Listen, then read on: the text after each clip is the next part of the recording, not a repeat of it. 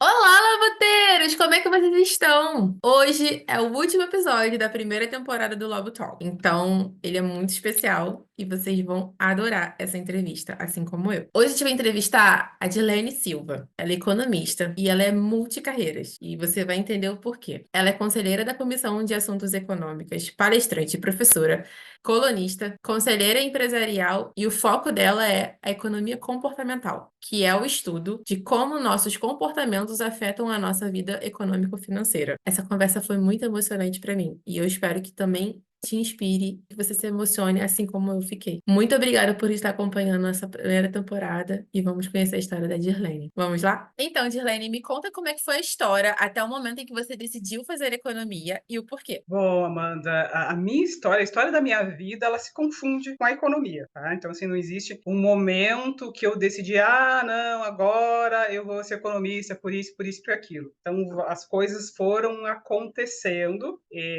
Eu costumo dizer que eu me apaixonei por economia ainda na pré-adolescência. Só que eu não identificava que a pessoa que cuidava daqueles assuntos que eu gostava, né, que eu me interessava, era o economista. Essa é a diferença, tá? Hoje em dia, eu tenho um amigo que ele é coaching de alta performance, eu chamo ele de Joel J. Então, ele trabalha muito essa questão do talento, do propósito, né? E ele diz que o talento surge ainda no ensino fundamental. E eu digo para ele, nossa, eu sou a prova viva disso. O meu talento surgiu ainda no ensino fundamental e tem, né, realmente é muito abençoado quem consegue identificar esse talento muito cedo e consegue transformá-lo em profissão, que foi o meu caso. O que aconteceu? Eu sou de uma origem muito humilde, eu cresci sendo chamada de filha da empregada na minha infância e filha da lixeira na minha adolescência, porque a minha mãe era gari. Aí as pessoas não costumam falar gari, falam lixeira. Então, até os 10 anos de idade, eu vivi numa casa muito humilde que não tinha nem luz elétrica, né? Uma vida de chão batido, enfim, então não assistia TV. Quando a mãe conquistou esse trabalho de gari, a nossa vida financeira teve um up, porque o salário era melhor que trabalhadora doméstica, e aí conseguimos assistir televisão, né, porque era uma casa ainda muito humilde, mas com luz elétrica, água, enfim, saneamento básico. Eu e minhas irmãs chamávamos que era um local onde a civilização passava, né, porque tinha asfalto na rua, e o meio de comunicação da época era o correio. Mas eu comecei a assistir TV, programas de TV que mais chamavam atenção eram os noticiários. E dentro dos noticiários, assuntos preferidos era política e economia. Isso eu estou falando de anos 80. Então, eu vivi a campanha pelas diretas já, então a gente estava em ditadura militar ainda, então tinha aquela campanha, aquela comoção nacional forte, né, pelas eleições. Então, vivi a eleição indireta do Tancredo, o falecimento dele, o Sarney que assumiu. Então, tudo isso são fatos históricos que eu lembro muito bem. E aí tinha, né, uma forte notícia que é da dívida externa do Brasil, se falava muito dólar, câmbio, enfim, aquilo tudo muito me interessava. E o que eu comecei a entender? Que aquilo tudo que falavam na TV, economia, mas só que eu não sabia nem que o nome era isso, economia, impactava na nossa vida financeira, que era só a minha mãe trabalhando para sustentar 3 filhas. Eu conseguia fazer essa ligação, né? Isso muito cedo, 12, 13 anos. Só que assim, eu não tinha ninguém para conversar a respeito, porque na minha família eu sou a primeira pessoa a completar o ensino fundamental, então ninguém tinha conhecimento. Os meus amigos, adolescentes, não estavam nem aí para esses assuntos. Então eu ficava com aquele sentimento muito para mim, assim, gostava, mas né? O interesse era só meu. Teve, né, uma grande virada quando eu conquistei uma bolsa de estudos numa das melhores escolas da cidade, e conquistei essa bolsa justamente por ser uma ótima aluna de escola pública.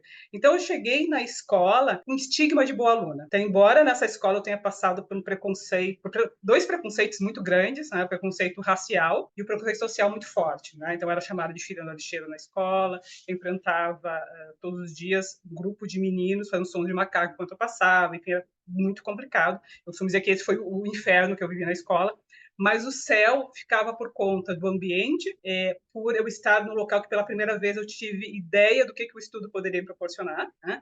E pela atenção que eu tinha dos professores. Os professores adoram bons alunos e eu era uma boa aluna, então eles me davam muita atenção. E com eles eu comecei a conseguir conversar sobre os assuntos que eu gostava, né? E aí eles sabiam que eu me interessava, e aí falava, tu viu o que aconteceu hoje, o plano cruzado, não sei o quê. Assim, a gente começava a conversar. Então, quando eu terminei o ensino fundamental, fiz teste vocacional, e mais orientada muito para os professores, que eu conversava muito, que hoje a gente fala a palavra mentor, e na época não existia essa palavra, simplesmente eu dizia anjos, então eu conversava sempre, vinha me aconselhar com eles, e teve um episódio, quando eu terminei o ensino fundamental, antes ali, a minha mãe queria que eu deixasse de estudar e fosse trabalhar, porque minhas irmãs começaram a trabalhar, cada uma delas com 13 anos, e eu com 15 ainda não trabalhava. E não por ela ser ruim, mas ela não entendia, né, o que o estudo, né, poderia me levar. Então, eu compartilhei isso com meus professores, e aí eles me disseram, eu acho que então para ti o interessante é fazer um curso técnico, porque tu já vai ter uma profissão, né, e aí tu pode continuar estudando como tu gosta. Naquela época, início dos anos 90, existiam muito poucos cursos técnicos, e aí eles me disseram assim, olha, busca fazer alguma coisa que esteja ligada a coisas que tu gosta, né, na escola, e que vai te diferenciar das outras pessoas. No teu caso, matemática. A maioria dos estudantes não gosta de matemática. E aí eu fui buscar um curso técnico, como eu falei, a oferta era muito baixa, né, então era pouquíssimos cursos. Aí eu cheguei no curso técnico em contabilidade. Então comecei o curso técnico em contabilidade, por ser uma boa aluna de matemática, e dentro do curso técnico em contabilidade, eu tive uma disciplina de economia. E aí eu lembro até hoje, né, a primeira aula de economia, no final da primeira aula, eu entendi que os assuntos que eu gostava, que eu me interessava, era o economista, o profissional, né, que lidava com esses assuntos. Então, para mim, foi muito fácil no sentido de, né, esse profissional, né, que lida com aquilo que eu gosto. E aí saí da sala de aula naquele dia decidida que eu seria economista. E assim, antes de você fazer a graduação, você teve algum contato com algum profissional, algum economista, para tirar aquelas últimas dúvidas se era realmente isso que você queria ou não? Você só com a aula que você teve no seu ensino técnico, você decidiu ali mesmo que era isso que você queria? Realmente não tive contato com um economista. O contato antes, assim, de pesquisar profissões antes foi no técnico. Antes de eu escolher o técnico contábil, né, eu fui conversar com pessoas, né, que eram técnicos contábeis, que de repente até fizeram a faculdade, a graduação em ciências contábeis, enfim, esses profissionais vão falar. Mas economia não foi isso, foi simplesmente a questão bem emocional mesmo, passional, né, de tive aquela disciplina, entendi que a pessoa realmente que se lidava com os assuntos que eu amava era economista, então eu decidi, não, vou ser economista. E aí, durante a graduação de economia, claro que eu conheci economistas maravilhosos, meus professores, que até hoje são referências mesmo para mim, mas antes exatamente de escolher, não, vou sair do curso técnico e vou fazer economia e vou conversar com o economista, não, isso não. Tinha pouquíssimas referências. Um fato que me impulsionou ainda mais, isso aí eu estou falando já de anos 90, né? Nós tivemos uma ministra da economia mulher, né? Zélia Cardoso de Mello. Claro que o governo foi trágico, né? Enfim, no colo, todo, mas ter uma figura ali feminina na economia também me impulsionou bastante. Né? Então, mas não uma pessoa real que eu tivesse conversado com ela. Entendi. E fala pra gente de forma simples e sem os jargões técnicos da área, como é que é essa rotina diária e mensal de trabalho? Olha, é difícil dizer hoje, né, qual é a minha rotina, porque eu sou uma profissional que construí toda a minha carreira de 30 anos, né, em empresas. Então, a minha rotina era outra, né? Hoje em dia, os 3 anos que eu sou empreendedora e sou multicarreira. Então, eu costumo dizer que dentro de uma profissão, e isso é muito importante, tá? Agora, assim, o que eu vou dizer é muito importante para todos que estão buscando uma profissão. Porque a gente ouve muito falar no mercado que coloca as profissões de uma maneira estática, congelam. Tu só pode fazer isso. O economista só faz isso. Se tu é contador, só faz isso. Se tu é um ator, apesar de ser, só pode fazer isso. E não é. Uma profissão, ela te abre um leque, um horizonte enorme. Né? Então, é a diferença de profissão e carreiras. Então, a minha profissão é economista e dentro da minha profissão há diversas carreiras. Né? E depois que eu saí, né, do mundo corporativo, eu realmente mergulhei nessas carreiras, tanto que eu me nomei uma multicarreira. Mas só que é uma paixão que já existe há bastante tempo. Tá? Eu sempre gostei de muitas coisas. E muitas vezes estudava coisas que aparentemente não tinham a ver com a minha profissão e que sempre é muito questionado. Nossa, mas por que você está estudando isso? O que uma economista está fazendo, estudando pessoas, não sei o que e tal. E hoje, né, depois que eu saí do corporativo, me tornei empreendedora, empreendedora, eu realmente mergulhei nesse universo. Então, se dizer assim, a minha rotina é quase que não ter a rotina, né? Porque eu tenho 12 carreiras, né, ao mesmo tempo. Dizem, né, de profissões do futuro, né, e eu falo muito a respeito do futuro do trabalho, inclusive, dizem que no futuro os profissionais, né, que estão hoje no ensino fundamental vão ter até 5 carreiras ao longo da vida. E eu costumo dizer que, nossa, eu já larguei na frente, porque em 2020, 2021, eu já tenho 12, né? E tudo junto ao mesmo tempo. Então, o que eu vou te dizer? Uma coisa que não diferencia da minha rotina, que eu consigo levar para todas, tá? É o fato de estudar muito e me informar muito e escrever, né? Que é uma competência que eu adoro, escrever, tá? Aí vou te colocar algumas coisas da minha carreira: consultora financeira, mentora, colunista, conselheira, palestrante. Então, para todas essas carreiras que eu citei agora, eu preciso estudar, eu preciso me informar. Né? Então, eu tenho essa rotina de... eu vou entrar nos portais de notícias para me informar. Né? Essa rotina, ela serve para todas as carreiras. Né? Então, como eu sou colunista, eu tenho, né, a tarefa de liberar 2 artigos por mês. Né? Então, eu vou definir o assunto do artigo que eu vou trabalhar e vou me focar mais em um determinado tema. Né? Então, também tenho uma das carreiras, eu sou produtora de conteúdo, né? Da minha rede social principal é o LinkedIn. Então, vejo quais são as pautas quentes do LinkedIn, para a produção de conteúdo para as redes sociais, para minha coluna no portal que eu escrevo. Então, essa rotina não vai diferenciar da questão do estudo e escrever. Mas, novamente, eu busco sempre apostar em algo que é muito forte em mim. Tá? Então, assim, eu gosto muito de escrever, eu vou apostar muito na escrita. Então, estudar, para mim, é um hobby, é um passatempo, eu amo estudar. Então, às vezes, é difícil, tem pessoas que dizem assim, nossa, a Dirlene não tem hobby, porque ela está sempre trabalhando. Mas é que, é verdade, eu trabalho com o que eu gosto, com o que eu amo, né? Então, estudar, para mim, não é um sacrifício. Entendi. E qual a sua opinião do quanto a faculdade te preparou para você exercer sua profissão hoje no dia a dia? E não só hoje, mas toda essa sua trajetória desses mais de 30 anos de carreira. Sim. Bom, eu entendo que a faculdade ela dá uma base, tá? Tem assim algumas coisas, né, do ensino acadêmico eu critico esse modelo de repetição de conteúdo, né, que ainda a gente vive em pleno 2024, a gente vive um modelo de repetição de conteúdo que as universidades ainda pregam, versus a gente precisa formar pensadores e menos repetidores de conteúdos.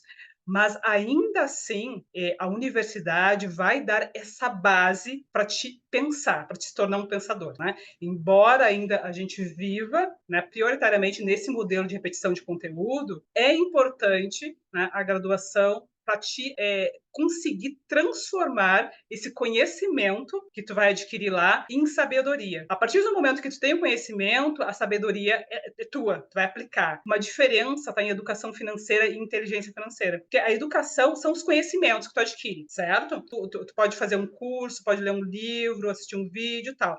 Agora, se tu pegar aquilo que tu aprendeu e realmente colocar em prática na tua vida, é realmente a inteligência. Né? Então, eu faço essa analogia com o que acontece com a graduação. Tu tem ali os conhecimentos, mas se tu conseguir transformar isso, né, realmente em sabedoria e aplicar na tua vida, só que isso tu não aprende na faculdade. Né? Essa prática, isso é muito teu. Tem que fazer sozinha, sabe? Então, é importante a gente entender como a gente vai conseguir transformar todo esse conhecimento, né, em sabedoria para aplicar na nossa vida. Eu faço a minha crítica, né, ao ensino formal, de repetição de conteúdo ainda, mas, ao mesmo tempo, eu defendo que é importante as pessoas fazerem uma graduação para adquirir esse conhecimento, porque o conhecimento ajuda a pensar, né, faz com que a gente consiga pensar, tá? Mas, claro que, sim, o ensino ele poderia ser melhor no sentido de trazer mais aplicabilidade para a vida das pessoas, né, demonstrar para as pessoas mais como se consegue realmente colocar em prática isso. Verdade.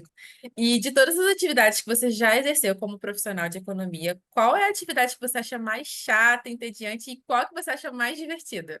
Certeza que a mais chata é a rotina, né? E era uma atividade, ó, as pessoas mudam, uma certeza, né, do quanto nós, pessoas, somos mutáveis. Eu lembro que logo que eu comecei a trabalhar, eu gostava muito de ficar quietinha no meu canto, eu gostava de rotina, né, fazer os meus cálculos, tal. Era isso, não gostava que me incomodasse. E hoje, claro, passando um pouco mais de tempo, né, eu já comecei, ai, não, eu não gosto de trabalhar com essa rotina. Então, hoje em dia, cálculos, hoje em dia, é uma coisa que não me chama atenção. Né? Então, eu gosto de trabalhar com o lado mais social da economia. Eu defendo que, para mim, a economia manda no mundo, tá? Então, não tem como a gente falar um mundo sem economia. Então, a ciência econômica, ela surgiu enquanto ciência lá em 1700. Né? Quem é economista, pretende estudar economia, a gente sabe que estudando a gente entende que a economia passou a existir desde que o homem passou a conviver em sociedade. Né? Então, por isso que eu digo assim, a economia manda no mundo e ela está inclusa em todos os processos. Então,